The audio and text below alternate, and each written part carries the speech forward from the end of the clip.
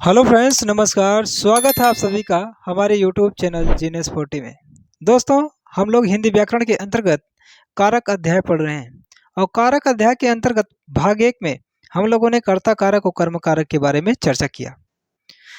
आज के इस वीडियो में कर्ता कारक एवं कर्म कारक के सिवाय अन्य कारक के बारे में चर्चा हम करेंगे। शेष कारक जो बचे हुए हैं उनकी चर्चा इस वीडियो में हम करते हैं। आइए देखिए मित्रों, हमने कर्ता कारक को पढ़कर समाप्त किया और कर्म कारक ये दोनों को हमने पढ़ के समाप्त किया। आज इसके सिवाय जो अन्य कारक बचे हैं उनकी चर्चा हम करेंगे इस वीडियो में। देखें, आइए तीसरा कारक जो हमारा है वो, जैसे हमारा पहला, दूसरा, तीसरा जो हमारा है करण कारक। करण कारक, देखिए करण कारक का जो परसर्ग है, परसर्ग या विभक्ति चिन्ह, विभक्ति या कारक चिन्ह, कारक चिन्ह वो क्या है भैया? से अथवा के द्वारा, देखिए के द्वारा अथवा से आता है, परंतु से किस अर्थ में प्रयोग किया जाएगा? साधन अथवा जुड़ाव के अर्थ में।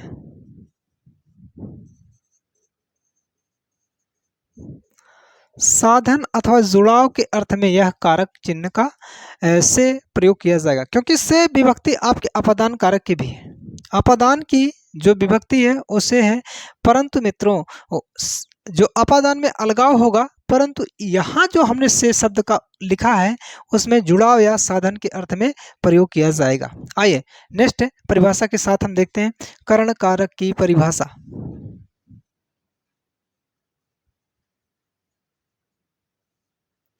करण कारक की परिभाषा देखिए, संज्ञा के जिस रूप के द्वारा, पहले समझ लीजिए, संज्ञा के जिस रूप के द्वारा किसी कार्य के होने के कारण अथवा साधन का बोध हो रहा हो, करण कारक कहलाता है। संज्ञा के लिखेंगे, संज्ञा के जिस रूप के द्वारा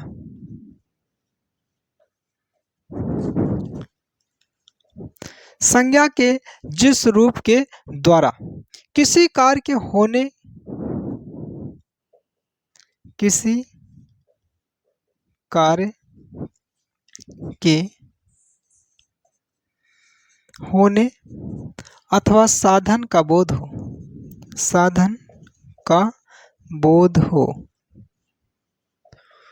करण कारक कहलाता है। करण कारक कहलाता है। देखिए, किसी कार्य के, संज्ञा के जिस रूप के द्वारा किसी कार्य के होने के साधन अथवा कारण का, देखिए हो के साधन का बोध हो, करण कारक कहलाता है। जैसे बहुत सिंपल सा उदाहरण है, जैसे मुकेश चाकू से फल काटता है। मुकेश चाकू से या चाकू के द्वारा फल काटता है। चाकू से फल काटता है, किससे काटता है? चाकू से। तो चाकू हमारा क्या, साधन के अर्थ का बोध करा रहा है, तो क्या हो जाएगा? ये करण कारक। ये क्या है? करण कारक। दूसरा और एग्जाम्पल देखते हैं। राम ने रावण को बाण से मारा। राम ने रावण को बाण से मारा।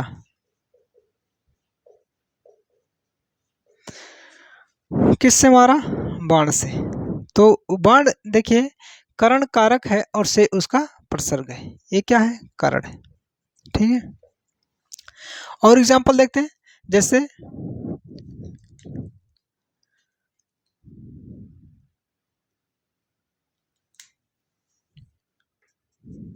जैसे बच्चा खिलौने से खेल रहा है।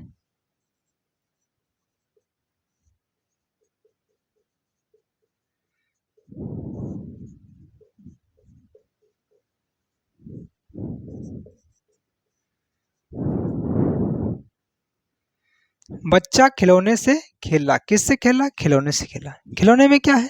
करण कारक है। चलिए और उदाहरण देखते हैं, आप इसे नोट कर लें।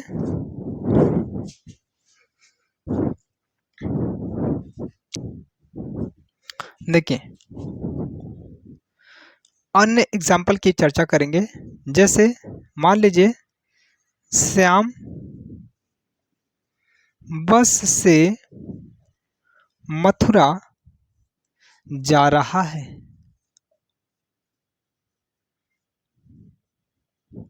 श्याम बस से मथुरा जा रहा है, तो यहाँ बस क्या है? बस से, तो यह है करण कारक। ठीक है। अगर नेक्स्ट बात करेंगे, जैसे हेमा मुंबई से दिल्ली प्लेन से आई। किससे आई? प्लेन से आई। देखिए मित्रों, यहाँ दो जहां से है, मुंबई से दिल्ली और प्लेन से आई, तो यहाँ पर मुंबई से दिल्ली दो के मध्य अलगाव का बोध हो रहा है। अगर वह अलगाव का बोध हो रहा है तो यह से क्या? अपादान है, जिसकी चर्चा हम बाद में करेंगे। परंतु यहाँ प्लेन से एक साधन का अर्थ का बोध करा रहा है, प्लेन एक जुड़ाव के अर्थ का बोध करा रहा है, तो ये क्या हो जाएगा? करण कारक हो जाएगा। ठीक है। जैसे अगर आपसे कह दें राधिका आगरा से बिंद्रावन प्लेन से आई, तो यहां प्लेन से क्या रहेगा? करण कारक रहेगा। चलिए करण कारक की पहचान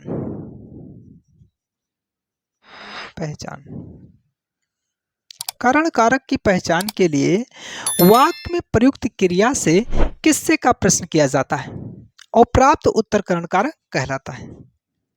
लिख लेंगे, करण कारक की पहचान के लिए वाक्य में प्रयुक्त क्रिया से किसके का प्रश्न किया जाता है?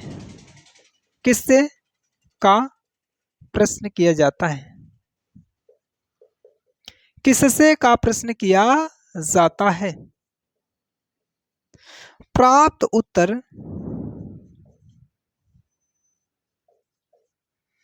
करण कारक कहलाता है।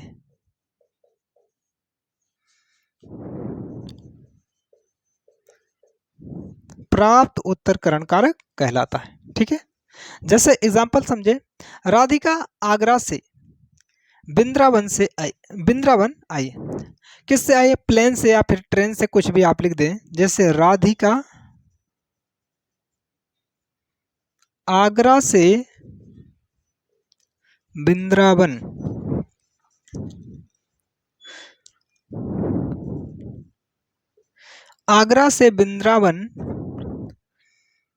प्लेन से आई।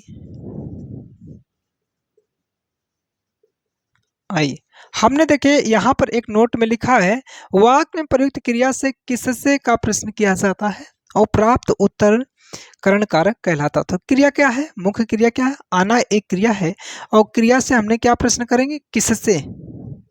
ठीक है। किससे आई? तो किससे आई? प्लेन से आई, और प्लेन से आई तो प्राप्त उत्तर क्या कह रहा है? करण कारक कहलाता है। प्राप्त उत्तर क्या है? करण कारक है। वैसे भी साधन का अर्थ का बोध करा रहा है, जुड़ाव के अर्थ का बोध करा रहा है, तो जाहिर सी बात है कि इस प्लेन से शब्द में कौन सा कारक है? वह है करण कारक। ठीक है मित्रों, उम्मीद करते हैं करण कारक को आप बखूबी समझ गए। अब हम बात करेंगे संप्रदान कारक की।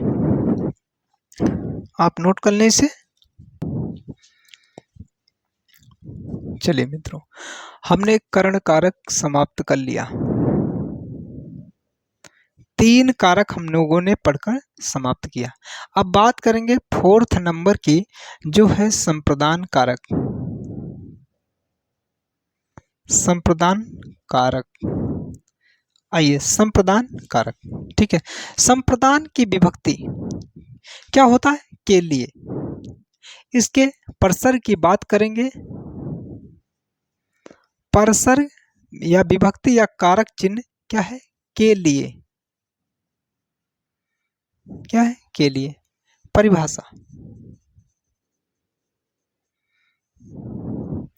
इसकी परिभाषा देखें मित्रों। कर्ता जिसके लिए कुछ देता है या जिसके लिए कुछ कार्य करता है, उसे व्यक्त करने वाले शब्द को संप्रदान कारक कहते हैं। लिखेंगे, कर्ता जिसके लिए कुछ देता है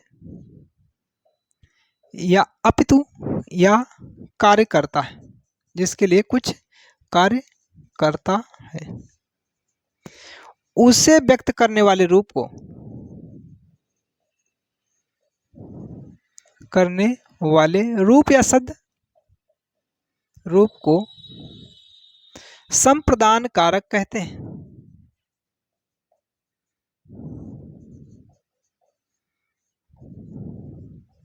अगर गौर से पढ़ा होगा तो कर्म कारक में मैंने दान का नियम बताया था, तो उसमें वह दान का नियम क्या बन गया था? संप्रदान कारक बन गया था।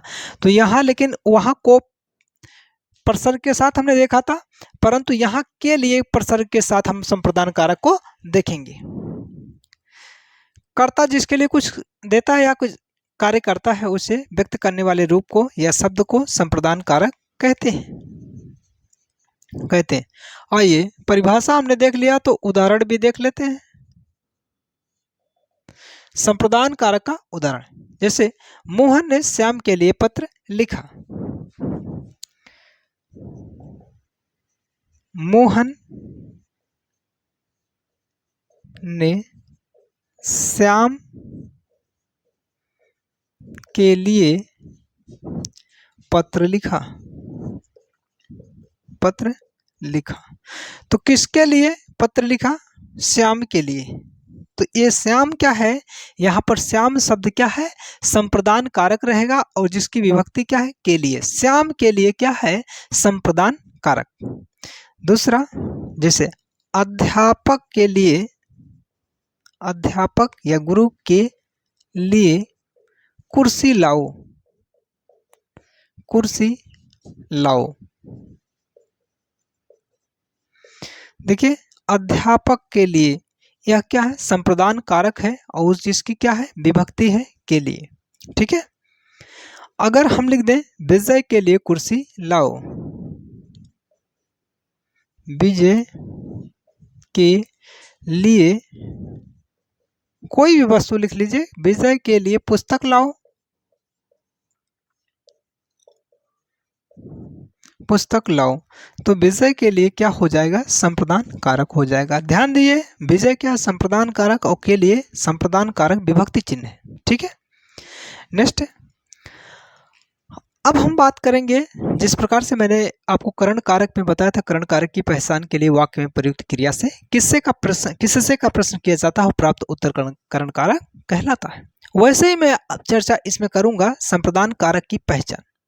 और संप्रदान कारक की पहचान के लिए मित्रों, वाक्य में प्रयुक्त क्रिया से किसके लिए का प्रश्न किया जाता है, और किसके लिए का जब आप प्रश्न करेंगे तो प्राप्त उत्तर संप्रदान कारक कहलाता है। आइए पहचान, संप्रदान कारक की पहचान।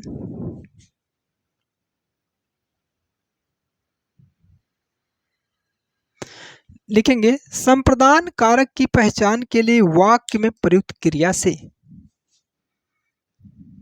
वाक्य में प्रयुक्त क्रिया से, प्रयुक्त क्रिया से किसके लिए का प्रश्न किया जाता है। किसके लिए का प्रश्न किया जाता है। प्राप्त उत्तर संप्रदान, प्राप्त उत्तर संप्रदान कारक कहलाता है। ठीक है मित्रों, देख लीजिए, जैसे हमने कहा था मोहन ने श्याम के लिए पत्र लिखा, तो किसके लिए लिखा? श्याम के लिए लिखा। और अध्यापक के लिए कुर्सी लाओ, किसके लिए लाओ? अध्यापक के लिए। और विजय के लिए पुस्तक लाओ, किसके लिए पुस्तक लाओ? किसके लिए लाओ? विजय के लिए। तो किसके लिए का जो प्रश्न करेंगे वो प्राप्त उत्तर क्या कहलाएगा? संप्रदान कारक कहलाएगा। देखिए किसके लिए का जो प्रश्न किया गया उस प्राप्त उत्तर पर मैंने अंडरलाइन किया है, जिससे आप ये समझ सकते हैं कि इसमें संप्रदान कारक है। जैसे दिव्यांश ने आयांश के लिए कुर्सी मंगाई। आयांश के लिए कुर्सी मंगाई।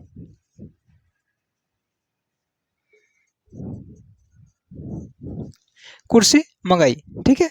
दिव्यांश ने आयांश के लिए कुर्सी मंगाई, किसके लिए मंगाई?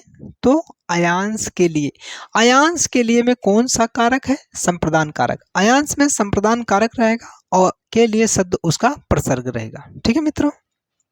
जैसे कृष्ण के लिए पत्र लिखो। कृष्ण के लिए पत्र लिखो। अगर ये देखिए इसकी पहचान करनी संप्रदान की, तो क्रिया से। क्रिया क्या है? लिखना क्या क्रिया है? और क्रिया से क्या करेंगे? किसके लिए का प्रश्न करेंगे और प्राप्त उत्तर क्या कहलाएगा? संप्रदान कारक कहलाएगा। किसके लिए? कृष्ण के लिए।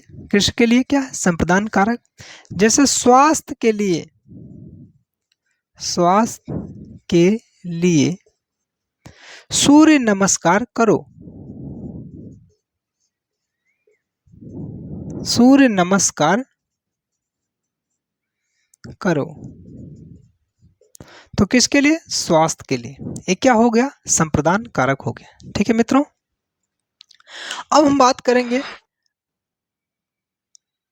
अपादान कारक की, ठीक है। इसे आप नोट कर लें।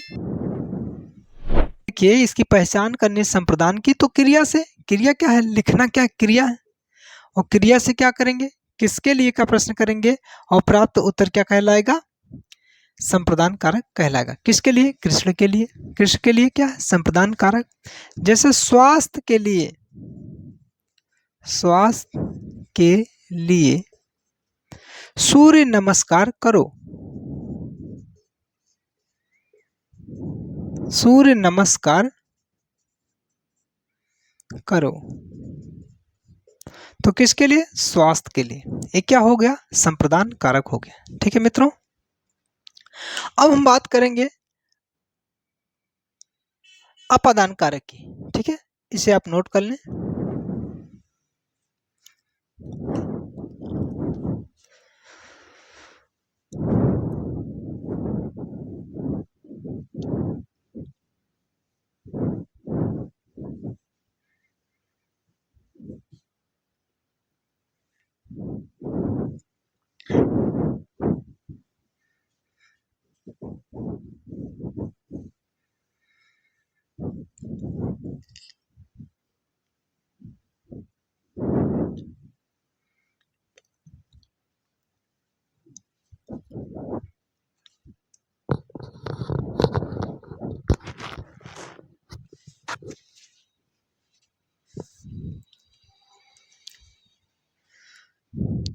ठीक है मित्रों, अब देखते हैं अपादान कारक को। हमारा पांचवा कारक है अपादान कारक।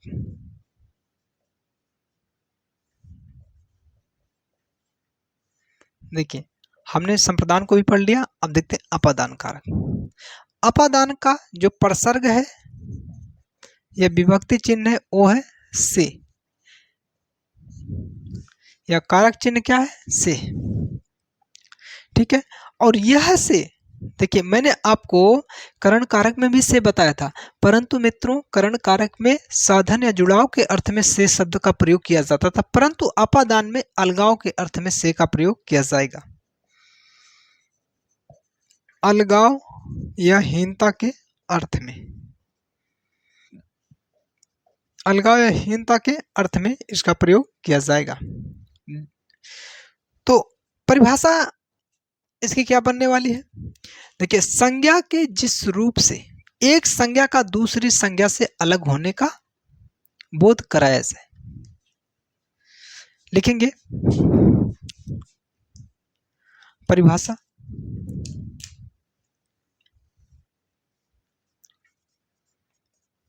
परिभाषा लिखें, संज्ञा के जिस रूप से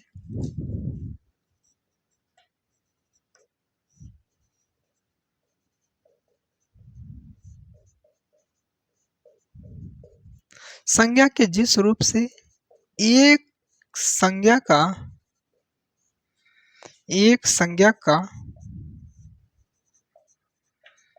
दूसरी संज्ञा से एक संज्ञा का दूसरी संज्ञा से अलगाव या हीनता का बोध हो,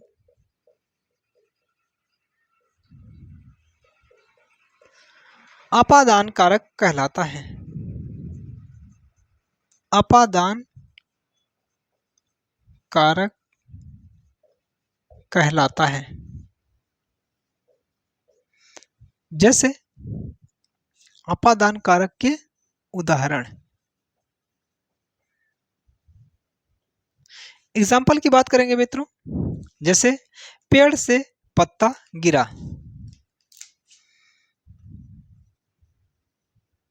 पेड़ से पत्ता गिरा, क्या गिरा?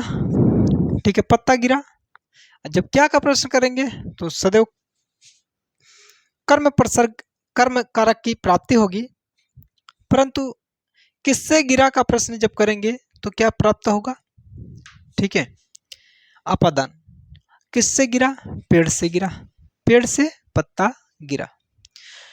तो पेड़ से में क्या? अपादान कारक है, जिससे अलगाव होगा उसी में अपादान होगा। दूसरी, हिमालय से गंगा निकलती है,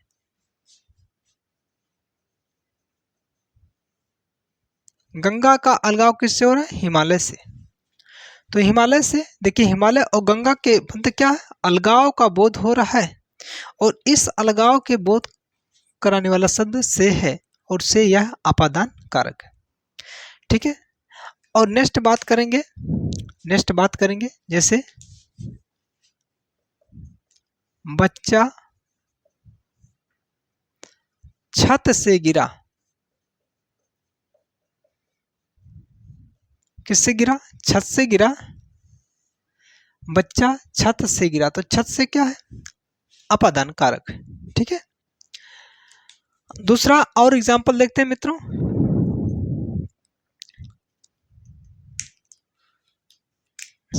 सोहन इंदौर से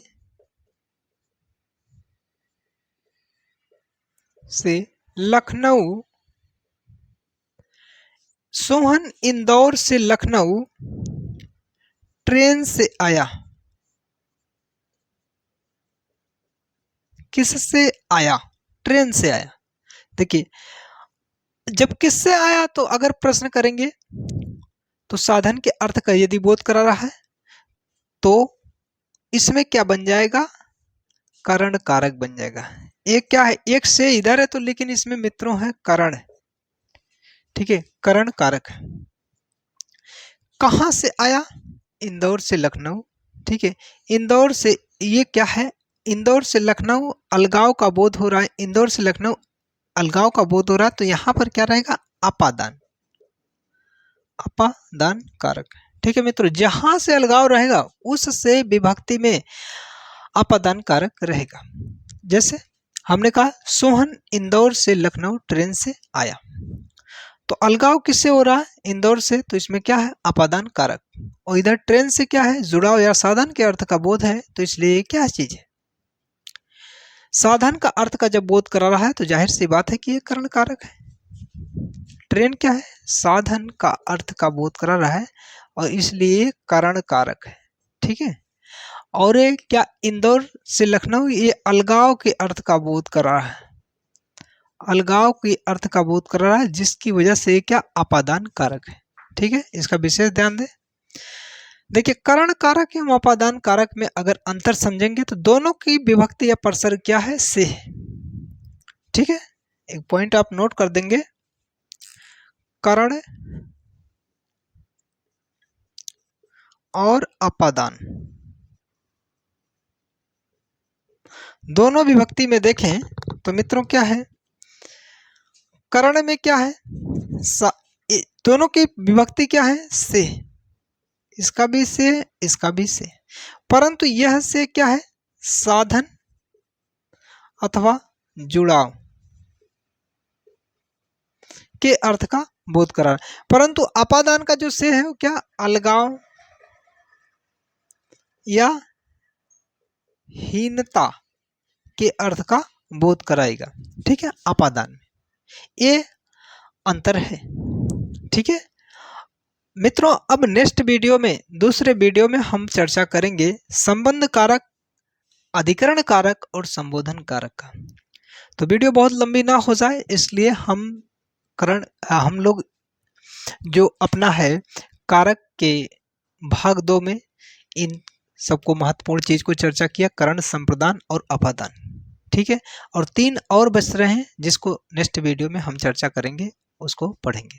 ठीक है मित्रों, वीडियो को आप लाइक कीजिएगा, शेयर कीजिएगा, कमेंट करें जहां भी डाउट हो, और चैनल को जरूर सब्सक्राइब करें। Thank you.